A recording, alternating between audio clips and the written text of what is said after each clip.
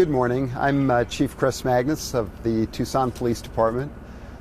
This morning at a little after 7 o'clock, two of our officers were seeking to arrest an individual on an active search warrant. Tell you what, let me turn this off. Let's try that one more time, all right? Go ahead, please. Okay. Good morning, I'm Chief Chris Magnus of the Tucson Police Department. This morning at a little after 7 o'clock, two of our officers were seeking to arrest an individual on an active felony warrant. This was a warrant for aggravated assault, and they were making contact with him at an apartment located at 4750 South Campbell. Inside the apartment, they did in fact encounter the suspect, a 28-year-old male, and gunfire was exchanged between the suspect and the officers. As a result of that encounter, the suspect was killed. He is deceased. The officers both sustained gunshot injuries. One of the officers is in critical but stable condition, and the other officer is in good condition and in fact even may be released later today.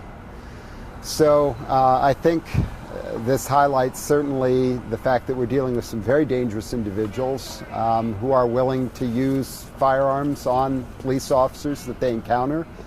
I think we have officers that demonstrated a great deal of skill, bravery and courage under very difficult circumstances. I'm very impressed with both of them, but I am of course concerned about them as well because they are at the hospital here.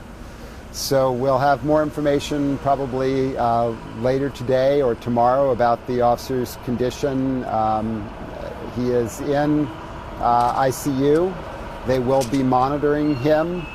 But as I said, he's in critical but stable condition at this time, and the other officer is in good shape. He sustained, the officer that I think will probably be released later, sustained a gunshot wound to the lower leg. The other officer sustained gunshot wounds that came through his upper shoulder. Now, I'm sorry, how many times were each of them hit? So we don't really have that information yet. In fact, they're still trying to figure out exactly the number of rounds and all those specifics, so that'll have to come later. Chief, can you give us the names of the officers? Can you tell us how long they've been with the department? I can tell you that the officers both have under 10 years with the department, but I'm not prepared to release the names right now because there's still extended family that may not be aware of this. So we're not going to release anybody's name, either the suspect or the officers right now, but that will come later. Were they in uniform or plainclothes? They were in uniform, yes. Had you had, well, obviously there was a warrant out for this suspect, but had there been other exchanges, other brushes with the law with this suspect?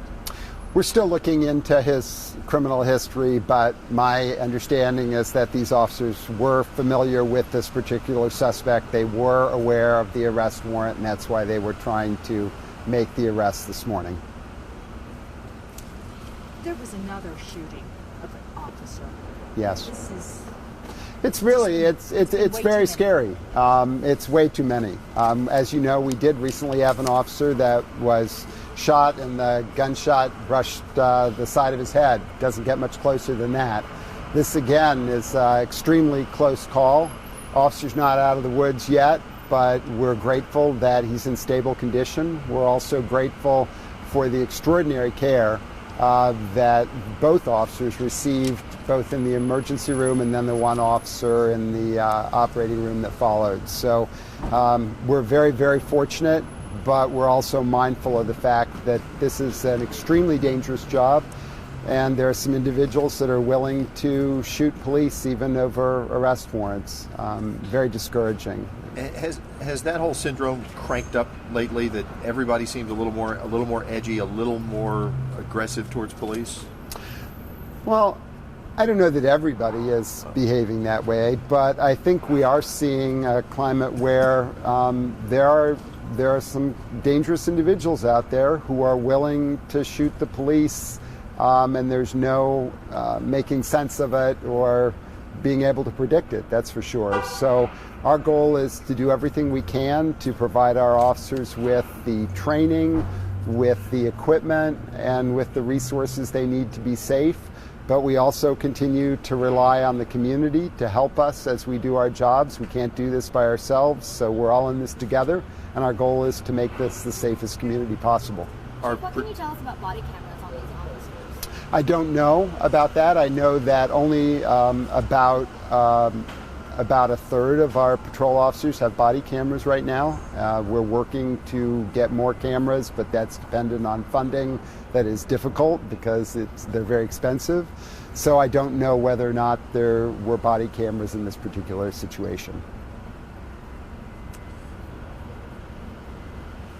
Anything else? Anything you want to answer?